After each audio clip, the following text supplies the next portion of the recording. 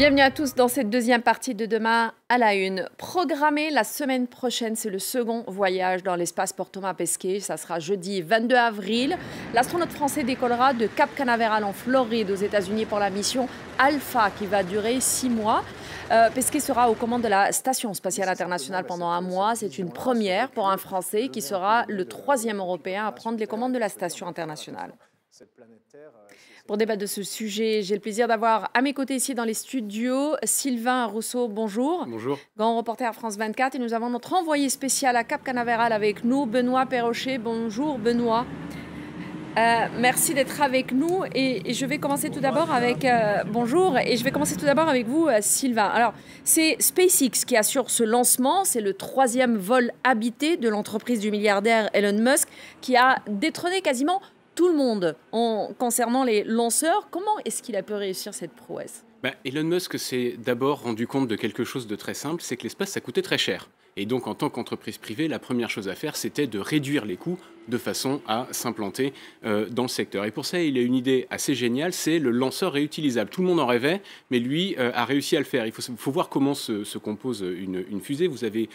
Pour schématiser un peu, vous avez 2 étages. Le premier vous fait quitter le sol, le deuxième vous met en orbite, et puis ensuite au-dessus vous avez la capsule dans laquelle on met soit du fret, soit des astronautes. Et donc ce premier étage de fusée, Elon Musk a réussi à le faire revenir sur Terre après le décollage, et donc à le réutiliser, alors que toutes les grandes agences étatiques depuis les années 60 doivent pour chaque lancé quasiment repartir de zéro. À titre d'exemple, le premier étage du Falcon 9 avec lequel va partir Thomas Pesquet a déjà été utilisé, et même la capsule dans laquelle il va prendre place, la fameuse Crew Dragon, a déjà, elle aussi, servi. Et voilà, donc Elon Musk a réussi ça, quoi qu'on puisse penser du personnage. Et puis, il y a aussi une révolution esthétique. Quand on regarde les lancers russes, même les lancers chinois, les derniers lancers de la NASA, on est encore dans une ambiance un peu années 60, alors qu'Elon Musk nous propulse directement dans de la science-fiction. On a l'impression d'être dans Star Trek.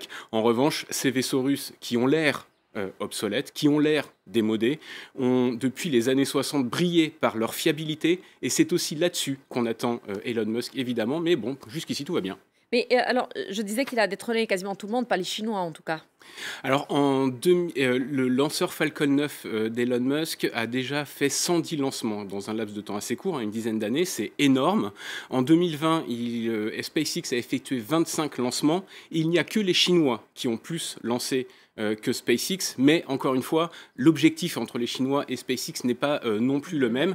Les Américains et les Chinois n'ont aucun partenariat, et donc forcément, les Chinois restent également un grand, j'allais dire fournisseur de lancement. C'est comme ça qu'on pourrait l'appeler. Alors, vous avez rencontré Thomas Pesquet à plusieurs reprises. Vous allez aussi le rencontrer juste avant le départ de la semaine prochaine. Un mot sur le parcours de cet astronaute français qui sera donc le premier à prendre les commandes de la Station spatiale internationale. Oui, c'est une vraie reconnaissance pour lui, pour son travail. Vous l'avez dit tout à l'heure, premier Français, 3e Européen seulement. C'est peu, ça fait quand même ça fait 20 ans, plus de 20 ans qu'il y a maintenant des astronautes en permanence dans l'ISS. Après, on le sait, que ce soit l'ESA, l'Agence spatiale européenne, ou la NASA américaine, eh bien, les deux apprécient beaucoup Thomas Pesquet, apprécient beaucoup l'astronaute. Cette promotion, bien sûr, en est la preuve, c'est une vraie responsabilité. Il sera l'interface, en fait, entre le centre de commande et l'équipage de la station spatiale. Et si les transmissions cessent de fonctionner, eh bien, c'est lui qui prendra les décisions à bord de la station spatiale. Tant que les communications fonctionnent, les ordres viennent directement de Houston. Et enfin, c'est une étape aussi dans le parcours de Thomas Pesquet. L'objectif, son rêve, c'est évidemment d'aller sur la Lune, voire sur Mars, mais c'est beaucoup plus difficile d'accès pour l'instant. Et effectivement, il fait partie des favoris pour représenter l'Europe lorsque le premier Européen sera autorisé par la NASA à fouler le sol lunaire, d'autant plus que lors de sa dernière campagne de recrutement d'astronautes, l'ESA a bien précisé que les nouveaux astronautes feraient d'abord leur gamme dans la station spatiale, et que finalement le premier voyage lunaire serait réservé à la promotion plus ancienne, donc à celle de Thomas Pesquet, mais effectivement, il est en tête de liste pour cette mission. Benoît, quel est l'objectif de la mission Alpha ? La mission Alpha, c'est bien la mission de Thomas Pesquet, a commencé tout d'abord par le volet scientifique. Oui, alors vous savez, lors de sa première mission, il avait participé à une centaine d'expériences scientifiques, une soixantaine pour le compte de l'Europe. Ce sera à peu près le même nombre pour cette mission Alpha. Je ne vais pas toutes vous les décrire, toutes vous les énumérer, mais j'en ai retenu quelques-unes. Une expérience sur le vieillissement des cellules cérébrales qui pourrait avoir une application pour essayer de comprendre davantage des maladies génétiques. Et puis, dans la perspective des vols habités longue durée, comprendre les effets de la micropesanteur et de l'exposition prolongée aux radiations ionisantes sur les cellules du cerveau. Vous savez qu'un astronaute à bord de la Station spatiale internationale, il reçoit une dose de radiation 100 fois supérieure à celle que vous recevez, vous ou moi, à la surface de la Terre, sur une même échelle de temps. C'est l'objet d'une autre expérience, elle s'appelle LUMA, et elle consistera à vérifier si la fibre optique peut servir comme outil de mesure de ces radiations ionisantes. Deux expériences, vous le voyez, primordiales. On en parle beaucoup désormais dans la perspective de ces vols habités longue durée. On parle de la Lune dans quelques temps, voire de Mars un jour.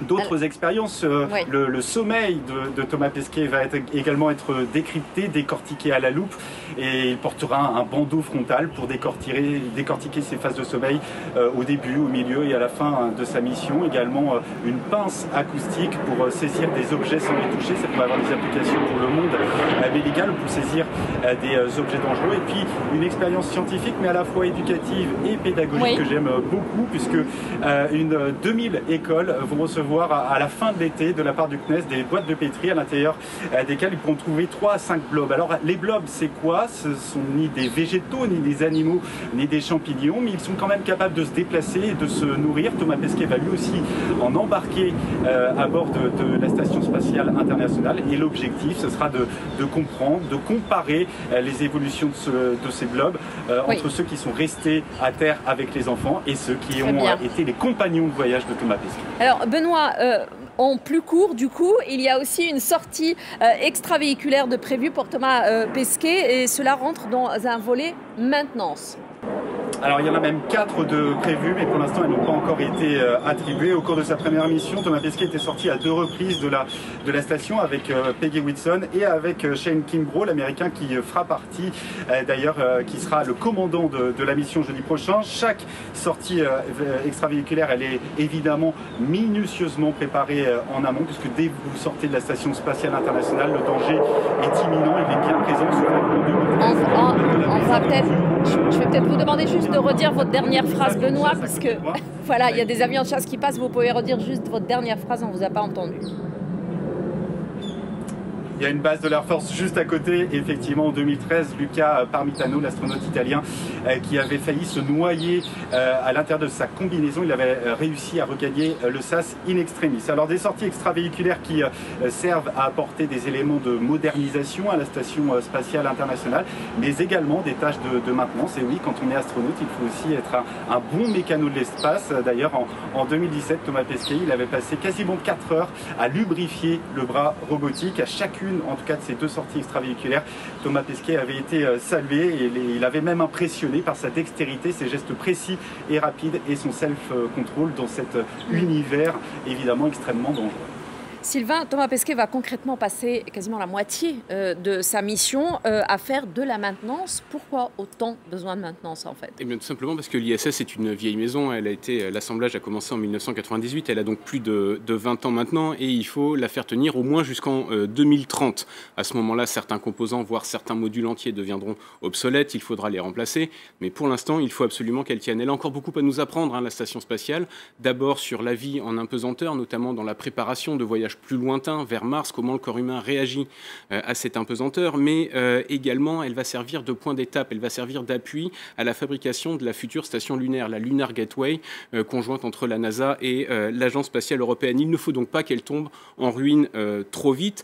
Il faut imaginer que c'est grand, la station spatiale, c'est un peu comme si vous aviez le Stade de France au-dessus de la tête, et quand il faudra se séparer de cette station spatiale, eh bien pour l'instant on ne sait pas encore trop comment faire. On parle de la diviser en plusieurs petites stations. On peut aussi faire exactement ce qu'on avait fait avec la station Mir à l'époque, c'est-à-dire la désorbiter et la faire brûler dans l'atmosphère. Mais pour ça, il faut d'abord la démonter dans l'espace. Ça va coûter extrêmement cher, et pour l'instant, personne n'a le budget. Donc on l'a fait tenir, pas coûte que coûte, mais presque. Et voilà, comme je vous le disais, donc personne n'a le budget et donc c'est un peu comme n'importe quelle habitation. En fait, il faut de temps en temps l'entretenir. Rafistoler. Voilà, faire un peu de rénovation, un petit coup de peinture et puis ça repart pour 10 ans. Alors, Benoît, vraiment, juste en quelques mots, la couverture que vous êtes en train d'assurer sur place à Cap Canaveral rentre dans le cadre d'un partenariat avec l'Agence spatiale européenne, l'ESA. Vous pouvez nous en dire quelques mots ?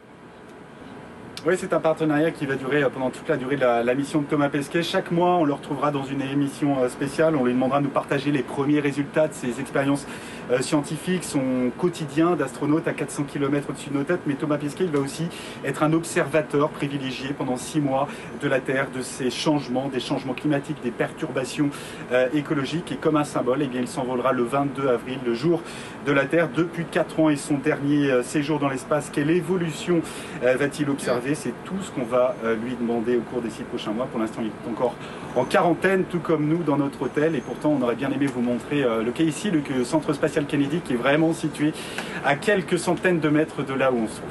Merci beaucoup, Benoît. En quelques secondes, il y a aussi une série, Thomas Pesquet, La tête dans les étoiles, que vous avez réalisée et qui sera à partir de lundi sur France 24. Absolument, 5 reportages, un par jour, de lundi à vendredi, et vous apprendrez tout sur l'histoire de l'ISS et de SpaceX, l'avenir de l'ISS, un portrait de Thomas Pesquet, bien évidemment, qu'est-ce qu'il va faire pendant cette mission, et également l'historique des Français dans l'espace. Très bien, c'est sur France 24 demain à partir de lundi plutôt. Merci beaucoup Sylvain d'avoir été avec nous et merci beaucoup Benoît.